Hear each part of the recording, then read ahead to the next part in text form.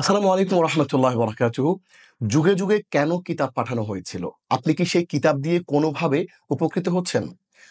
আল্লাহ রাব্বুল আলামিন বলেছেন যে, ওয়ামা আরসালনা মির রাসূলিন ইল্লা বিলিসানি কওমিহি।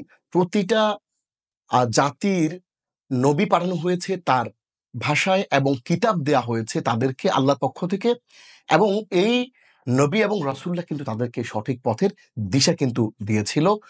এই কিতাবগুলোর মাধ্যমে ওই জাতির মানুষরা কেউ উপকৃত হয়েছিল, কেউ কিন্তু উপকৃত হয়নি। এখন প্রশ্ন হচ্ছে, আপনি কি সত্যিকার অর্থে কোরআনের মাধ্যমে কোনোভাবে উপকৃত হচ্ছেন? আপনি কি কোরআন তেলাওয়াত করছেন নিয়মিত? আপনি কি কোরআন বুঝে পড়ছেন?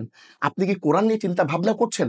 কোরআনের শিক্ষাগুলো আপনি আমার জীবনে কি আমরা সেগুলোকে এপ্লাই করছি, সেগুলোকে আমরা অনুসরণ করছি? আল্লাহ আমাদেরকে ব্যক্তি এবং পারিবারিক এবং সামাজিক জীবনে এই কোরআনের যেই অ্যাপ্লিকেশন, কোরআনের যেই আ ব্যবহার, সেটি আমাদেরকে আল্লাহ করার তৌফিক দিন। আমিন। আসসালামু আলাইকুম ওয়া রাহমাতুল্লাহি ওয়া বারাকাতুহু।